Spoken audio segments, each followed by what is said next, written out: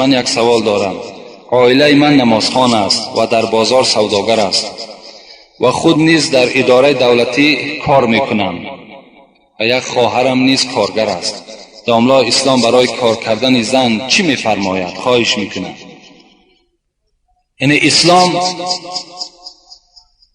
مقابل نیست که خواهر و زنهای ما و شما کار نکنند، بلکه اولا چیزی که من برای شما خبر میدهم، خواهر ما و شما نفقه او در گردن پدر و مادر است، در گردن پدر است تا وقتی که به شوهر میبراید، و زنهای ما و شما را نفقهش در گردن ما و شماست تا وقتی که اگر طلاق میخورن تا حتی در عیده هم باشن اگر نفقهشان در گردن ما و شماست.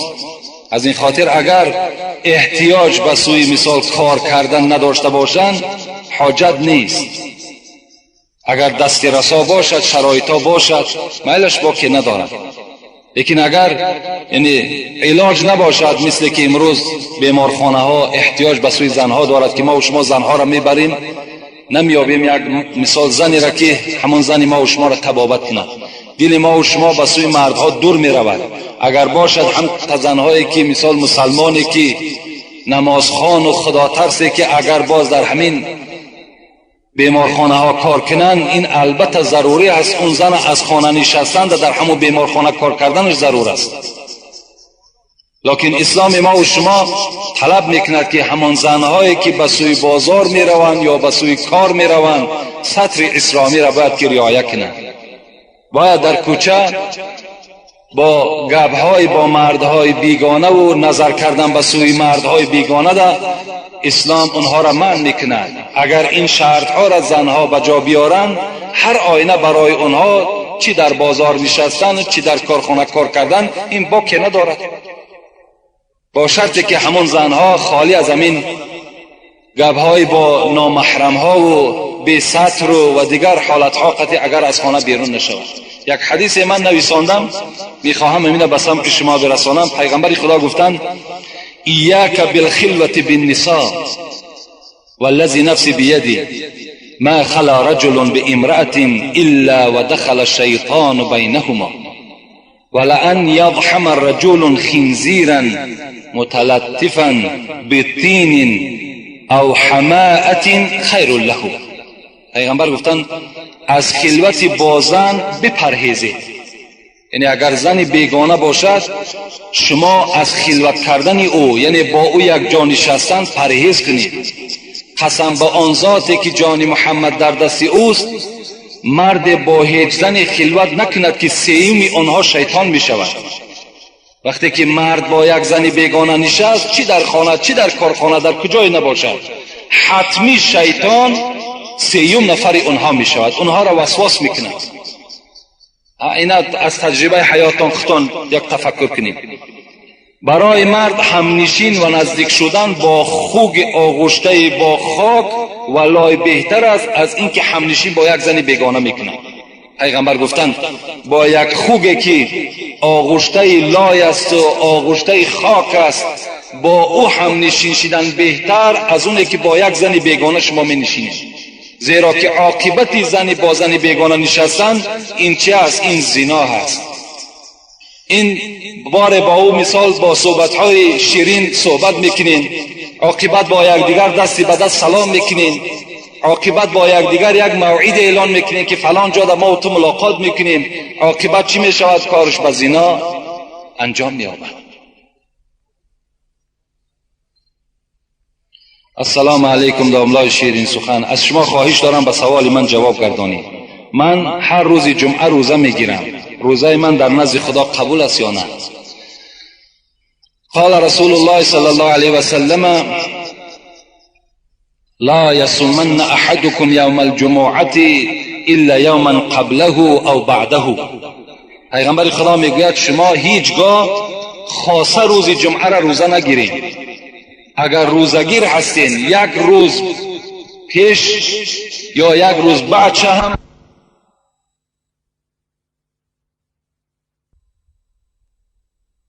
در نماز با هر طرف نگاه میکنن، این چی میشود؟ آیا نمازشان ثواب دارد یا نه؟ در مسئله نماز ما که چند بیگاه شد بین قوم خود صحبت ها داریم، مسئله های نماز دائم بیان میکنیم. در نماز وقتی شما بی پروا باشین، به نماز وقتی اهمیت ندهین، یعنی وقتی نماز خواندن سجدگاه را نگاه نکنین، بلکه به هر طرف شما توجه کنین و خاطر شما پریشان باشد، این صورت در نماز شما هیچ ثواب باقی نمیماند، هیچ ثواب. زیرا یگانه عبادتی هست که گناههای شما را خداوند به سبب این نماز مغفرت میکند. یگانه عبادتی هست که شما با این نماز با خدای خود پیوست میشین و راست میگویید.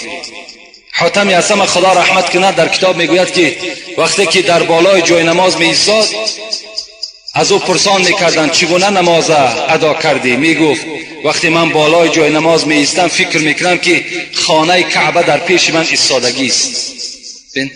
وقتی که من در عبادت می ایستم همچنان تصور میکنم که در پس پشت من عزرائیل ایستادگی است. این زمان یا زمان دیگر جان من را قبض میکند.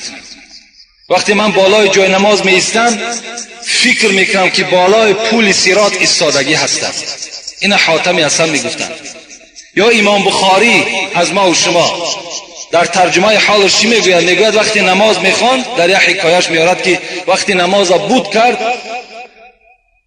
حضرت میگوید بدن خودش خبر گرفت، گفت بدن من بسیار سوخته کرد. وقتی نگاه میکند 17 زنبور 17 نیش زده است. 17 نیش در بدن حضرت امام بخاری زدگی بود.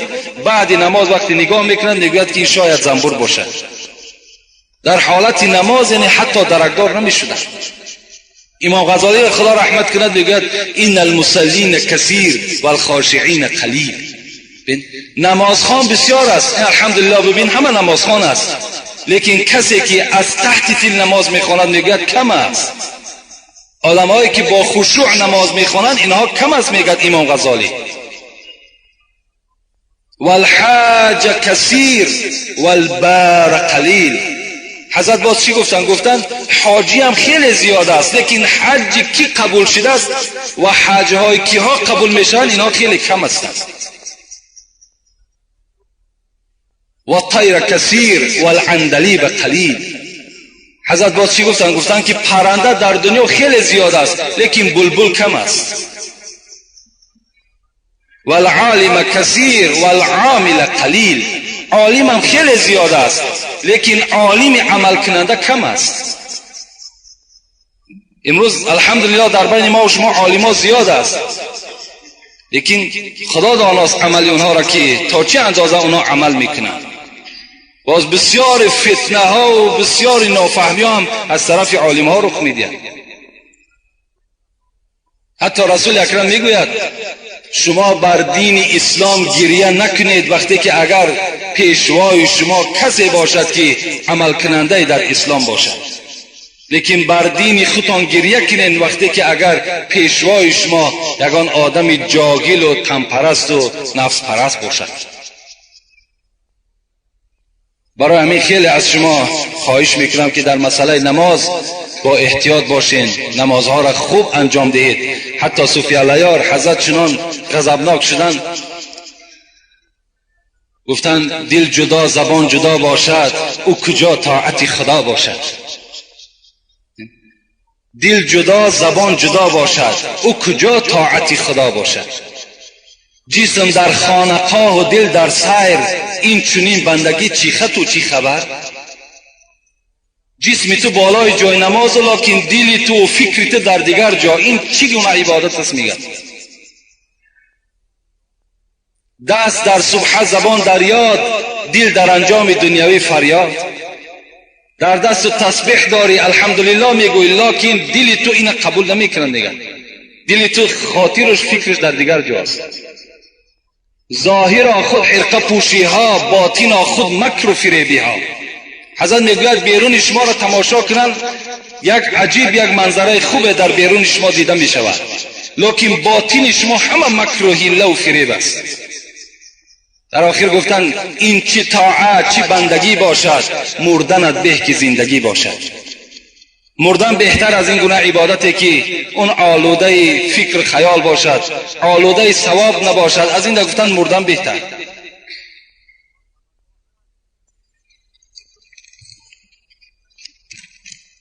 السلام علیکم داملای محترم. ما یک گروه قومی مسجد از قفای ملای خود نماز میخوانیم، لکن داملای ما نماز شام را میخواند و سله‌اش را مانده از مسجد برآمده میرود. این کار قریب هر بیگاه تکرار میشود. ما با او گفتیم که این کار را نکن، میگوید که میگیم که ترک فرض است لیکن به ما اهمیت نمیدهد و معاونش را میگوید که نماز را خوانید. التماس داملای محترم، آیا ملای ما گناهگار میشود؟ به آیت قرآن گویید. اگر دیده و دانسته نماز جماعت ترک کند، البته به البته گناهگار بشود، چی ملا امام باشد چی آدم عادی باشد. اگر در نزد او مسجد باشد و بازم این صدای حی علی الصلاة حی علی الفلاح با اون محله میرسیدگی باشد، یعنی در همون محله مسجد باشد و بازم این که به مسجد نهایت، البته گناهگار در نزد خدا. پیغمبر خدا حدیث های بی نهایت بشماری هست، حتی میگوید ثلاثه لعنهم الله. این خیلی یک وعید سخت پیغمبر خداست. 3 طایفه را گفته است پیغمبر خدا که در لعنت خدا گرفتار هستند. لعنت خدا را معناش این است که از رحمت خدا شما دور هستید. کی است این طایفه ها؟ من اما قوم وهم له کارهون. یکم همان ملایی که مردم نمیخواهد ملاگی او را و وای بزوری ملا شده است، بزوری همون منبر از خود کرده است، چی بازار بی پول باشد، چی بازار بی آدمایی که مثال در دیگر اداره ها دارد، چی مثال پشت و قناتی به قوت دارد، همون محراب از خود کرده است. لیکن مردم را دوست نمی‌دارد. به سبب چی دوست نمی‌دارد مردم؟ به سبب آنه که این ملا ارزنده محراب نیست، این علم ندارد، این تقوا ندارد، این خدا ترسی ندارد. از این خاطر مردم وای بد میبینند. پیغمبر خدا گفتن لعنت خدا بر این امام باد. دوم، و امرأة باتت و زوجها علیها ساخط. دوم، زنی که شوهر از وی ناراضی است، زنی که با همراهی شوهر یکدیگر تحت قهری هستند. اینا را پیغمبر خدا گفت لعنت خدا بر همین زنی که با همراهی شوهر خود ناساز هستند، یعنی گفتاری خوب ندارند، با یکدیگر ملال هستند، قهری هستند. خداوند این زن چیکار میکند؟ در غضب خودش گرفتار میکند. ایما امرأة ماتت و زوجها عنها راض دخلت الجنه. پیغمبر خدا گفتند کدام زنی که میخواهد به حساب و به حسد اگر وارد جنت شود، شوهرش در دنیا راضی بگرداند. شوهر اگر از او راضی شد، شوهر در حق او دعای خیر کرد و البته وارد جنت میگردد. و سیمش که است رجل سمع حی علی الصلاة حی علی الفلاح ثم لا یجیب. پیغمبر خدا گفت سیمش نفری که در همون محله شان یا ملایی که در همون محله ملا امام است لیکن در نماز جماعت اشتراک نمی کند، حی علی الصلاة حی علی الفلاح را میشنود، بازم این قبول نمی کند و در لعنت خدا گرفتار است. حضرت ابو هریره میگوید که لعن تملأ اذن ابن آدم رصاصا مزاد. اگر در گوش فرزند آدم سرب آب کرده بریزند خیر له من ان یسمع النداء ثم لم یجیب. این برای او بهتر است از اونه که در محله مسجد هست در نماز جماعت اشتراک نمیکند. اینا خیلی یک وعیدهای سختی است از جانب پیغمبر ما و شما در حق کسانی که نماز جماعت ترک میکنند. امروزا اکثر جوانها نمازهای جماعت ترک میکنند. در بسیاری از مسجدها شاید سببش همان پیشواشون باشد که در مسجدها، در بعضی از مسجدها جوانها کم دیده می شوند. حالان که خدا را شکر اون قدرت و توانایی و سلامتی که در جوانهاست در پیرانسالها نیست. برای همین البته از همه شما خواهش دارم که در نمازهای با جماعت اشتراک کنین، انشاءالله ثواب خیلی زیاد میگیرین. اگر شما دیده و دانسته نماز جماعت ترک کنین در نزد خدا مسئول هستین، گناهگار میشوین. حتی خدا رحمت کند همین صاحب مسلک میگوید به خصوص آن گزیده دو صحرا خاتم انبیا حبیب خدا، وقتی آخر که ماند از پا باز گوشی او را رسید بانگ نماز، گفت بر مرتضی مرا بردار جانب مسجد جماعت آ. از حیات آخر پیغمبر حکایت میکنه، زمانی که پایهای حضرت دیگر کار نمیکرد. حضرت علی در خدمت پیغمبر خدا بودند، گفت بر مرتضی مرا بردار جانب مسجد جماعت آ. مصطفی که به خادمی سر داشت، مصطفی را به پشت خود برداشت. پشت پای رسول معبودی از ضعیفی به عرض می سودی، با چنین مهنت و مشقت و درد به جماعت ادای طاعت کرد. بن حضرت در حالتی که زمان یا یک حالت پس از دنیا میگذشتند، ابوبکر صدیق پیش گذاشتند، حضرت پیش در آمدن نماز خواندند و پیغمبر خدا از پس ابوبکر اقتدا کردند، لیکن نماز جماعت اشتراک کردند. امروز مردم ما و شما چنان گفتی مولوی بندگان نفس را صد حیف نام بندگی، بندگان نفس را صد حیف نام بندگی، بنده صادق همان که رو به مولا میکنه. بی خبرها در فریب عشرت امروزن، با خبرها روز و شب انجام فردا میکنه. امروز بندگان نفس ما و شما شدیم. اگر در کدام معرکه که فوق‌العاده به گوش ما رسید که در فلان جا معرکه است، چی بامداد باشد چی پیشین باشد، حتمی در مسجدش نماز جماعت میخونیم، خاطر همون معرکه همون آدم. لکن از اون معرکه که در جنت خدا برای تو آماده کرده است، از اون معرکه تو چی هستی؟ بی خبر هستی. با یک شوربای پخته است ناپخته این مرد چند کیلومتر طی کردی آمدی، و لیکن برای اون طعامهای بهترین جنت هیچ اهمیت هم ندادی. السلام علیکم. دامنای شیرین سخن میخواهم به سوالهای من روشنی اندازی. اگر شخصی که در زمستان احتلام شود، سحر خیزد که آب گرم نیست، اگر آب گرم کند وقتی نماز میگذرد، این شخص تیمم کند ممکن است؟ تیمم یعنی خلیفه طهارت است نزد عاجز آمدن از آب. یعنی اگر شما آب نیافتین میتونین که تیمم کنین. خب اول مرضین، یا اینکه اگر بیمار باشین که آب خنک در بدن شما زلال میرساند، این زمان هم شما میتونین اگر آب گرم نباشد تیمم کنین. او بردین یا آب خنک است. از جهت خنکی هم فقه حنفی میگوید که اگر آب خنک باشد و وقتی نماز رفته ایستاده است، اگر تو از پی آبازی شوی و وقتی نماز میگذرد، این حالت شما میتونین که تیمم کنین و نماز ادا کنین. باز برای وسیع‌تر همین موضوع برای کسی لازم است آمده گپ میزنی، انشاءالله باز برای تو معنی داد میکنی. یعنی الحالش همین قدر شما بفهمین که یعنی آب خنک اگر در وجود شما زلال نرساند، این صورت تیمم برای شما جایز نمی شود. لیکن اگر آب خنک بر وجود شما زلال میرساند، این صورت آب گرم کرده استفاده کنید. لیکن گرم کردن در شرایط نباشد، این حالت شما میتونید که تیمم کنید.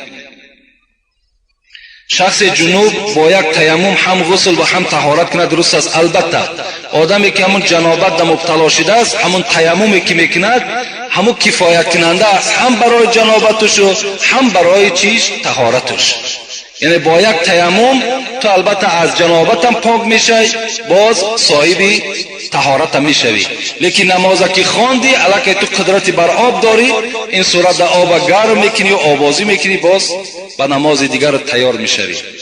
شخص در نماز 4 رکعته لایق شد که قعده آخر بود، امام سلام داد و آن شخص نماز را دوام داد، با جماعت داخل شده است یا نه؟ البته داخل شده است. کسی که در کدام رکعت نماز اگر می آید امامت در می یابد اون البته از نماز جماعت حساب میخورد. حتی شما از امان خانه قدم میزنین به سوی مسجد، آمدین که نماز جماعت دایراب هم که نکنین، شما ثواب نماز جماعت گرفتین. حتی که پیغمبر خدا میگوید که نگاه میکنین که وقت کم است، شما در راه ندوین، حتی برای نماز جماعت ندوین، بلکه آهسته آهسته قدم زنان به مسجد بیاین. اگر چی بود کردن میلش خود تنها میخوانی، تو در حکم جماعت هستی، تو ثواب جماعت میگیری.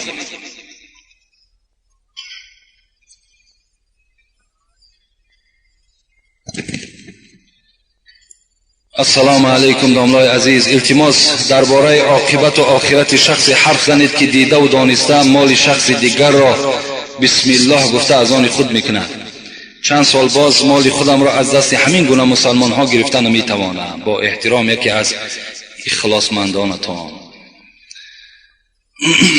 این الرجال یتخوضون یتصرفون فی مال الله بغیر حق فلهم النار یوم القیامت.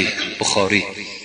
امام بخاری در حدیثهای خود بیان میکند که کدام مردی که مال یک برادرش تصرف میکند بغیر حق میگیرد، یقینا انتظار باشد که آتش دوزخ منتظر وی است.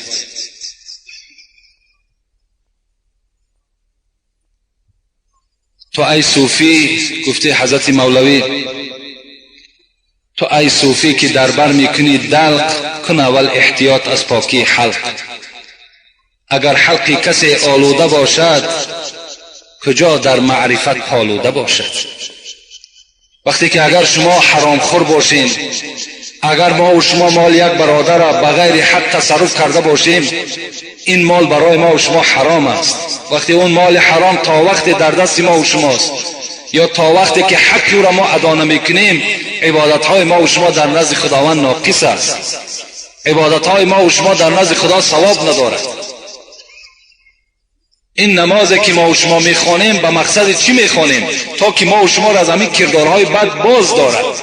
وقتی ما نماز میخوانیم و باز همین نماز خواندن که به این کردارها چنگ زدیم، این صورت اون در عبادتهای ما و شما هیچ ثواب باقی نمیماند.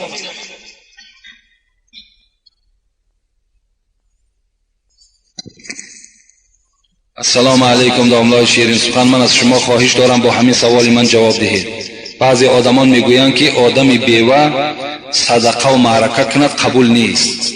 خواهش میکنم با همین سوال من جواب بدهید. سوال را دادم، جوابش را منتظرم. یعنی آدمی که بیوه گفتگی، یعنی یک آدمی بی سرپرست، آدمی بیچاره کمبغل، وقتی خیر احسان میکند، در اصل خیر احسان او در نزد خدا ثواب ندارد. اسلام ما و شما به ما و شما بسیار یک کمک های زیاد دادگی هست. حتی خدا در قرآن میگوید لا یکلف الله نفسا الا وسعها. هیچ بنده را تکلیف نمیده مگر قدر قوتش. پیغمبر خدا میگه لا اشتری شیئا لیس عندي ثمنه. هیچ چیز نمیخرم تا وقتی که اگر در کیسه من، در جیب من اگر پول نباشد. امروز ما و شما چنان معرکه های کردیم، با چنان معرکه های کرده ایستاده ایم که هیچگاه ما و شما از قرض خلاص نمی شویم. هیچگاه. اگر همین عمل های ما و شما باشد، همین اسراف های ما و شما باشد، من به همه شما پیشکی خبر می دهم که هیچگاه شما بای نمی شوید و هیچگاه پای شما در یگان ماشین سبکرو نمی دراید. یعنی همه وقت شما خار و ذلیل میشین در صورتی که اگر بر اسراف شما راه دید. بین باور کنین یک معرکه های داریم که هیچ اوکی اونا را دیگر من بیان کرده نمیتوانم. آمده همه اینها بعد چی می شود؟ اسلام گناهگار است. امروز فرزندای ما و شما از حساب همین خراجات های بی معنی و از همین خراجات های بی فایده و اسراف ما و شما در بدر شدند.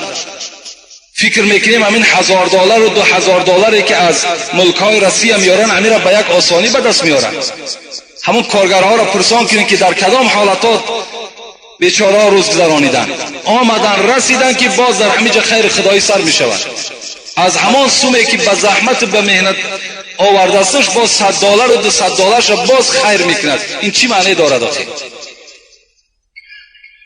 اسلام هیچ وقت ما و شما را تکلیف نمیدهد. اگر ما و شما اراده ثواب داشته باشیم، اگر شرایط نداریم، خیر احسان را دست نزنیم.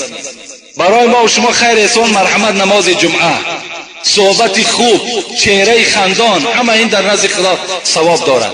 باید همین یک عمر همین مردم ما و شما قرضدار باشد.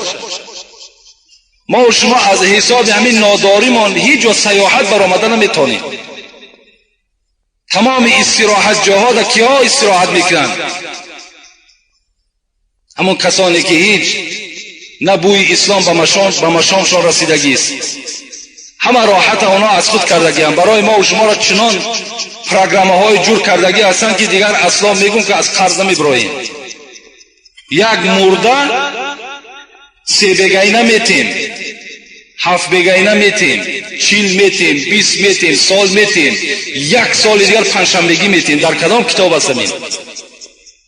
کنی کو در کدام کتاب است؟ کنی همین بین شما اگر داملای باشد خیزت بیاد 100 جان ما هم قبول داریم. همین بارهای وزبین در گردن مردم بار کردیم. از این خاطر کدام انسانی که دست نارسا دارد، از همه شما خواهش میکنم از همسایه نترس، از همسایه شرم نکن، از خدا شرم بکن. قد همون قوتت.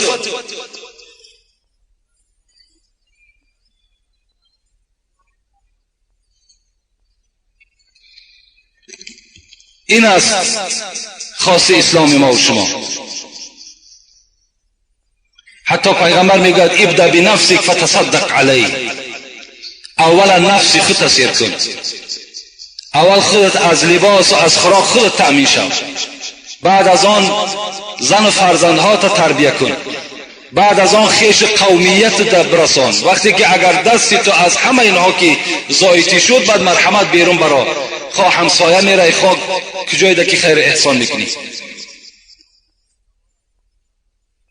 السلام علیکم داملای عزیز.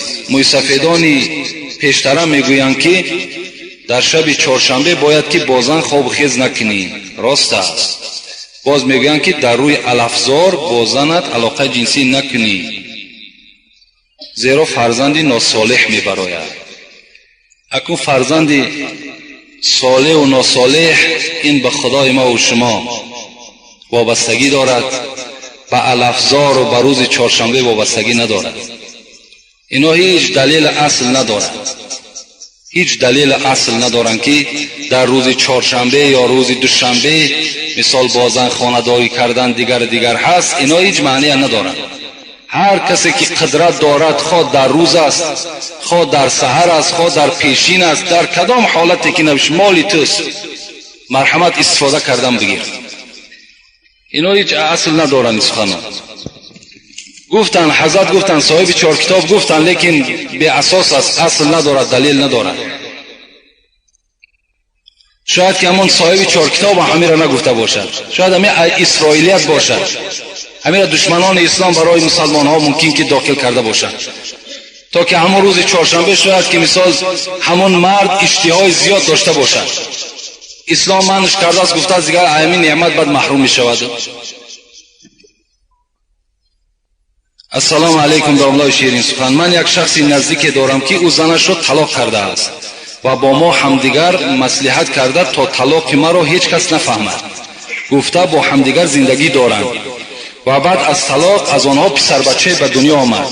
از شما خواهش میکنم که به این سوال جواب درست دهید که تا اینکه با واسطه دیگر شخص من جواب این سوال را به اون انسان برسانم.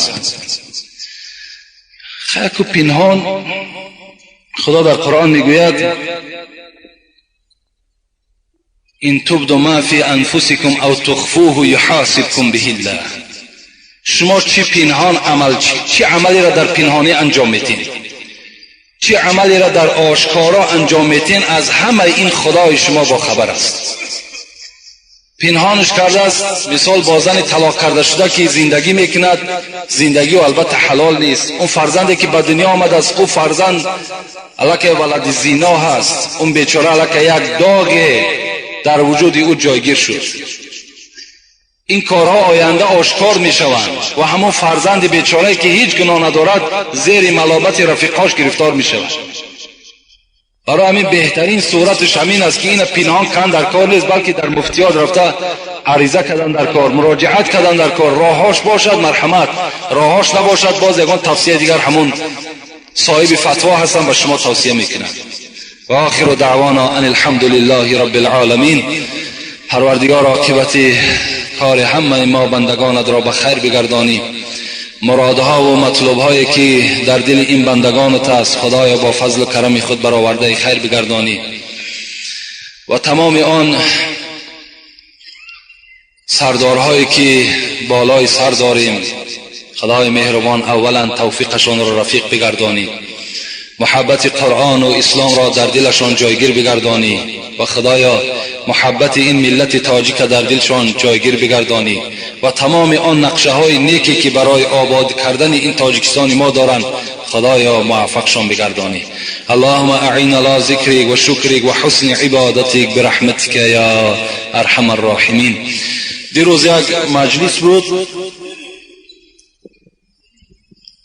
در مسجد بابای ملا حیدر با اشتراک همین داملاهای شهر کولاب گذشت و بعضی از کارمندهای حکومت هم اشتراک داشتند. اونجا یک اعلام بود، گفتن که به سمع همین مردم کولاب برسانید. امروز هم شما با فکرم که آگاه هستین از برنامه‌های تلویزیون هم که کار مسجد بابای ملا حیدر شروع می شود با دستگیری حکومت. یعنی شاید که فرمان آمده باشد که همین مسجد آباد کنند و 2 روز پیش علاکه $1000 خود رئیس حکومت گذراندگی است در همون صورت حسابی که علاکه در بانک ملی ہوئی کردگی هست و دیگر نماینده های حکومت هم صد سامان و هر کسی که مقدار قوتش گذرانیده ایستاده است و از ما خواهش کردن که به سمع همون مردمی که در اطراف شما هستن برسانید که هر کسی که برای آبادانی همون مسجد بنای همون مسجد میخواهد همون بانک ملی میرود، همون یعنی حسابچی و همون کسیر و همش هست، اعلان میکنیم که چند سومی که داشته باشی برای خاطر ثواب همونجا چک کرده در دست تو همون کاغذ شمیتن که مثال چند سوم شما در همون مسجد گذرانیدید و گفتن که اعلان کنیم که ملا حیدر در کار سومی کار نداره.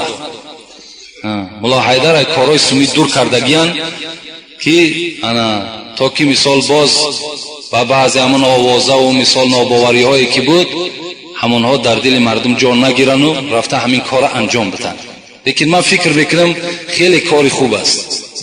باور کن اگر همون آباد شود او برای ملا حیدر نیست یا او برای یگان داملای دیگر نیست، او برای مردم کولاب ما و شماست. آینده او میدان و او شرایطی که در اون مسجد است، در اون مسجد مهمانخانه هم می شود، در اون مسجد جای تعلیم همین مدرسه بچه ها هم می شود. انشاءالله فکر میکنم که آیندهش خیلی نیک است و تمام داملا در همونجا جمع می شوند، مثال با تعلیم همین فرزندای مردم کولاب آماده می شوند. برای همین کدامید که اگر قوت دارین، قدرت دارین، شرایط دارین، مرحمت اینا درهای بانک ملی شادگی است، در همونجا صورت حساب مخصوص دارد. لیکن باز کدامید که اگر می خواهین مسجد ما هم تعمیرش رفته است، اگر یکی خواهشمنده هم که باشد اکنون مسجد ما با او اندازه نیست لیکن می شود آخه طهارت خانهش رفته است. انشاءالله نه پهلوش هم آبادی ها در نظر داشتگیم. اگر باشد مرحمت کسی که در اون طرف و این طرف تاویه که مثال در همون راه های اسراف سر می شود، ما شما مثال پولی کلان طلب نداریم، هر کسی که مقدار قوتش برای ثواب خلاص. خداوند عاقبت همه ما و شما را بخیر کند.